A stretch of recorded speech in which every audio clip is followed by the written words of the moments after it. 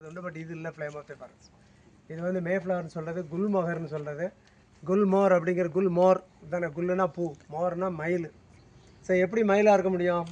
நல்லா ஃப்ரெஷ்ஷாக ஒரு பூ இருந்தால் பார்க்கலாம். இல்லை சரி, ஒரே ஒரு பெட்டல் மாத்திரம் மயில் தோகை விரிச்சா மாதிரி நிற்கும். ஒரே ஒரு பெட்டல், 5 பெட்டலில் 4 ஒரே மாதிரியும் 1 மாத்திரம் வித்தியாசமாக இருக்கும். இது நல்லா காஞ்சி போயிருக்கனால சரியாக தெரியல. 5 பெட்டல் இதெல்லாம் உங்களுக்கு கிராமங்களில் இதை வந்து புலி நகம் அப்படின்னு நகம் மாதிரி வச்சு நகத்துக்குள்ளே வச்சு அப்படி விளாடுறது உண்டு. சில ஆட்கள் அந்த பெட்டலை சாப்பிடுவாங்க, அதெல்லாம் ஓகே. பட் இது நம்ம ஒரு மரம் கிடையாது. ஏற்கனவே இது வந்து மடகாஸ்கர்லேருந்து வந்தது. மடகாஸ்கர் அப்படிங்கிறது உங்களுக்கு ஆப்பிரிக்கா, நம்ம ஊருக்கு சரி. இதில் அந்த ஒன்று மாத்திரம் வேறு மாதிரி இருக்கும். மற்றபடி நல்லா ரெட்டாக இருக்கும். இது ஒன்று மாத்திரம் ஒயிட்டும் ரெட்டும் கலந்துருக்கும். இது கூட இல்லை ஆக்சுவலாக, இன்னும் வித்தியாசமாக இருக்கும். ஒயிட்டாக இருக்கும் ஆக்சுவலாக. சரி, நான் மடகாஸ்கரை நம்ம ஊரில் சிலான் கீழே ஒட்டிகிட்டு இருக்கு இல்லையா, இந்தியாவுக்கு கீழே சிலான் ஒட்டிகிட்டு இருக்க மாதிரி ஆப்பிரிக்காவுக்கு கீழே ஒரு சின்ன தீவு ஒட்டிகிட்டு இருக்கும். சார் அந்த தீவுக்கு பேர் தான் மடகாஸ்கர். ஸோ மடகாஸ்கர் ஐலாண்ட்லேருந்து இங்கே வருது. மடகாஸ்கர் ஐலாண்டு வந்து 15th century போர்ச்சுகீசியர்கள் முதல்ல கொண்டு வராங்க. போர்ச்சுகீசியர்கள் வந்து ஒருவேளை அன்றைக்கி பயணங்கள் மேற்கொள்ளலை அப்படின்னா இன்றைக்கி நமக்கு நல்ல சாப்பாடே கிடையாது. ஏன்னா இன்றைக்கி நம்ம சாப்பிட்டுட்டு இருக்க பல சாப்பாடுகள் அவங்களும் யூரோப்பியன்ஸும் கொண்டு வந்தது தான். இப்போ நம்ம ஊரை பொறுத்த வரைக்கும் நமக்கு நேட்டிவ் அப்படின்னு சொல்லி ஒரு பெரிய இதெல்லாம் ஒன்றும் இல்லை. என்ன காரணம், நம்ம பிளைன்ஸில் இருக்கோம். காடுகளில் வெஜிடபிள் சாப்பாடு ஐட்டங்கள் ஒன்றும் இல்லை. இப்போ நம்ம ஊர் கேரளா அந்த சைடு எடுத்துக்கிட்டேன்னா கூட மிளகு, மஞ்சள், இஞ்சி, ஏலக்காய் இந்த மாதிரி விஷயங்கள் தான் உங்களுக்கு அதிகமாக நம்ம ஊரில் விளைஞ்சதை ஒழிய நம்ம இன்றைக்கி பார்க்குற காய்கறிகளோ அல்லது இப்போ கத்திரிக்காய், வெண்டைக்காய், அந்த எந்த காய் இங்கே விளையலை. ஸோ வெண்டைக்காய் ஆப்பிரிக்காவிலேருந்து வருது திரும்பியும். ஸோ நம்ம யோசிக்கிற பல்வேறு விதமான காய்கள் அவங்க தான் கொண்டு வராங்க, போர்ச்சுகீஸ் கொண்டு வராங்க. அவங்களோட வேலை என்னென்னா, அவங்க ஒரு ராணி ஒரு அம்மா இருந்துச்சு. அந்த அம்மா என்ன சொன்னாங்க, இப்போ நம்ம ஊர் சின்ன ஊராக இருக்குது, அதனால் நீங்கள் ஊரெல்லாம் போங்க, எங்கேயாவது போய் எதை வேணாலும் எடுத்துகிட்டு வா, சாப்பிட்றதுக்கு முக்கியமாக பார்க்கணும், சாப்பிட்றது நல்ல தண்ணி எங்கே இருக்குதுன்னு பாருங்கள். அப்படி தான் முதல்ல அவங்க பிரேசிலில் போய் இறங்குறாங்க. பிரேசில் அமேசான் முதல்ல பார்க்குறவங்க அவங்க தான். அமேசானில் வந்து அது ஒரு ஃப்ரூட் கண்ட்ரி. அது ஆக்சுவலாக திருமண பக்கம்லாம் காய், திருமண பக்கம்லாம் பழம், அவ்வளவு பழங்களும் காய்களும் உள்ளது. அங்கேருந்து தான் வருது, பப்பாளி முதற்கொண்டு எல்லாம் யோசிச்சு பாருங்கள். இப்போ எந்த பெரிய பெரிய பழங்கள், பெரிய நீங்கள் என்னெல்லாம் யோசிக்கிறீங்களோ அதில் கிட்டத்தட்ட ஒரு 75% உங்களுக்கு பிரேசிலேருந்து வர்றது தான். ஸோ அப்படி வந்தால் தான் அந்த மரம். அவங்க அங்கே போயிட்டு அடுத்து ட்ராவல் பண்ணி ஆப்பிரிக்காவுக்கு வருது. ஆப்பிரிக்காவிலேருந்து மடகாஸ்கர்லேருந்து இங்கே வெளியே வரும்போது இந்த மரத்தை இங்கே கொண்டு வராங்க. ஸோ இப்படி ஒரு நாட்டிலேருந்து கொண்டு அவங்க போகிற இடத்துலலாம் அவங்க வச்சுருந்த விதைகளை அங்கங்கே போட்டு முளைக்க வைக்கிறது. இப்படி மாதக்கணக்காக இல்லை வருஷக்கணக்காக போயிட்டுருப்பாங்க. இது குல்மோகரா சார்? குல்மோகரில் மோர்னா மயில். ஸோ அப்படி வந்து பரவுனா ஒரு மரம் தான் இது மரம். ஸோ இது மரத்தை வந்து நம்ம ஊரில் அவங்க ஊரில் வந்து வீக்கான சாயில் இருக்குது. அதாவது சாயில் வந்து ரொம்ப அலண்டு போன சாயில் இருக்கிறதுனால அதுக்கு வேர்கள் வந்து நல்லா காயெல்லாம் விரித்து நிற்கிற மாதிரி நிற்கணும். தான் இருக்கு இல்லையா, இப்படி வரும். இதே மாதிரி இந்த மரம் நல்லா பெருசாக வளர்ந்துச்சு அப்படின்னா இதே கிட்டத்தட்ட அங்கேருந்து அப்படி போயிடும், தூண் மாதிரி இருக்கும். ஸோ எல்லா பக்கமும் மரம் அதெல்லாம் தண்ணி, அதாவது ஆத்தங்கரைகளில், நீர்க்கரைகளில், சகதிகளில் வாழ்கிற ஒரு மரங்கள். ஸோ இது அங்கே அந்த மாதிரி ஒரு மரம். இப்போ இது இந்த மாதிரியான சைடில் இது பட்ரஸ்ன்னு பேர். இந்த பட்ரஸை அதிகமாக விடுவதன் மூலமாக இந்த மரம் தன்னை உறுதியாக ஒரு இடத்துல வச்சுக்க முயற்சி பண்ணுது. நம்ம ஊரில் காற்று அடித்தோன்னா முதல்ல விழுறவங்க தான் இருப்பாங்க. நம்ம ஊரில் காற்று அடித்து மரம்லாம் ஜாஞ்சிருச்சுன்னு பாருங்கள், எல்லாம் இதான் கிடக்குல. ஸோ அந்த அளவுக்கு ஒரு பரிதாபமான மரம். வேறு ரொம்ப கீழே போகாது, சைட்லேயே போயிட்டே இருக்கும். ரொம்ப அங்கே தள்ளி போயிடும். வழக்கமாக வேர்கள் வந்து ஆழமாக போகிறத விட அகலமாக போகிறது தான் நினைக்கும். இப்போ அதோட கேனப்பின்னு சொல்லி இந்த மரத்தோட கிளைகள் எவ்வளோ தூரம் போதோ அது வரைக்கும் போகும். அது எப்படி கண்டுபிடிக்குது கரெக்டாக அங்கே வரைக்கும் இது இருக்குதுன்னா அது ஒரு பயாலஜிக்கல் நேச்சர். இது அதுக்கு மேலே போகாது, அதோட நின்றுக்கும். என்ன காரணம், அதுக்கப்புறம் வெயில் இருக்குது. வெயிலுக்குள்ளே போனால் சூடு ஜாஸ்தியாச்சுன்னா அதால் சரியாக சர்வே பண்ண முடியாதுங்கிறதுனால அது தனக்குள்ளேயே ஒரு சின்ன வளையத்தை போட்டுட்டு அதுக்குள்ளே இருந்துக்கும். ஒரு பர்டிகுலர் பீரியடுக்கு அப்புறம் வேர்களை உருவாக்குறது கூட நிறுத்திடும்.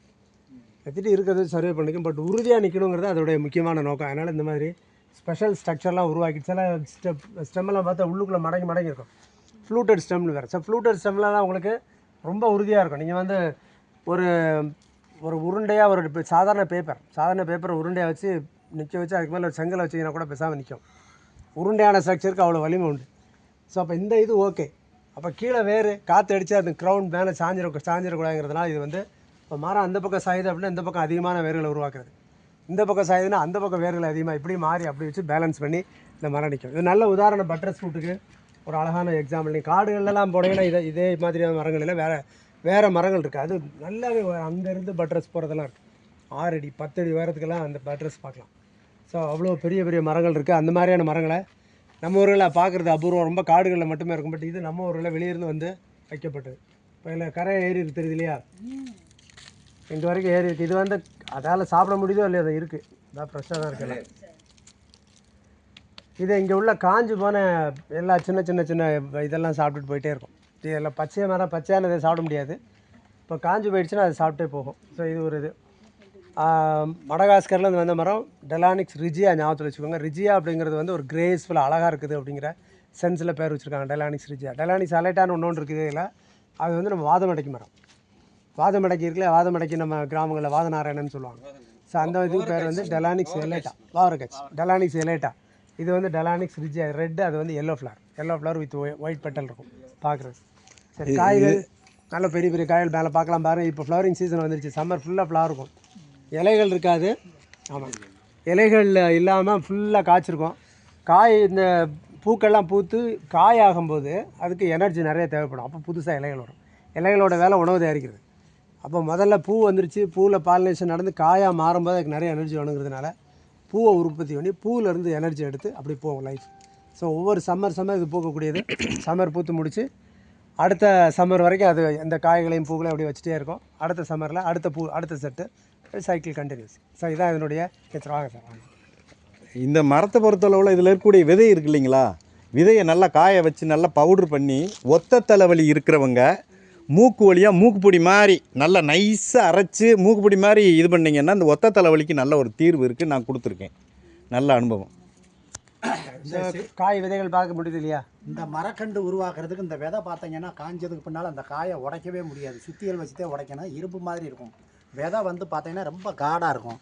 அப்போ இதை மற்ற விதை மாதிரி நேரடியாக ஊண்டாமல் சுடு தண்ணியை நல்லா கொதிக்க வச்சு அடுப்புலேருந்து இறக்கிட்டு இந்த விதையை நைட்டில் உள்ளே போட்டு ஒரு 12 மணி நேரம் சுடு தண்ணியில் இருந்துட்டு அப்புறம் அதில் எடுத்து பச்சை தண்ணியில் ஒரு 12 மணி நேரம் ஊற வச்சு அதை நீங்கள் விதையை பாக்கெட்டில் இப்போ செடி உருவாக்குற நர்சரியில் வந்து நம்ம எங்கேயோ அதை வளர்க்கணும்னு நினைக்கிறவங்க அந்த விதையை ஊண்டுனா 1 வாரத்துலேருந்து 10 நாள் வந்து 1000 விதை ஊண்டுனா 700-800 விதை அப்படியே முளைச்சிரும் 1 வாரத்தில்.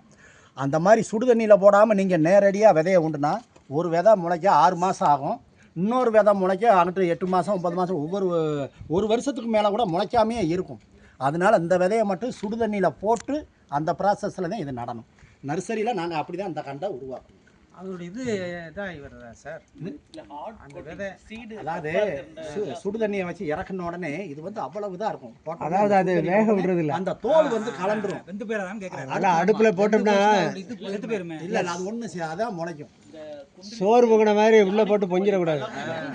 சுடு தண்ணி சூடாக்கி இறக்கி வச்சுருங்களா, இறக்கி வச்சதுக்கப்புறம் அதில் போட்டணும்.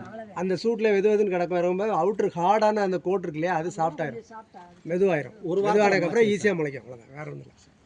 அதுமாதிரி ரொமட்டாய்டு ஆர்த்தரைட்டிஸ்ன்னு சொல்லி மூட்டு வலிக்கும். ஆர்ஏ பேஷண்ட்டுன்னு சொல்லுவாங்க. அதுக்கு தீர்வே கிடையாது உலகத்தில். அவங்க அந்த வலியெல்லாம் வீக்கத்தெல்லாம் எடுக்கிறதுக்கு இந்த இலையை வந்து கஷாயம் மாதிரி போட்டு ஒரு நாளைக்கு ஒரு தடவை ஒரு 50 ml எடுத்தாங்கன்னா அந்த வீக்கமும் வத்தும், கால்வலி கைவலி குறையும்.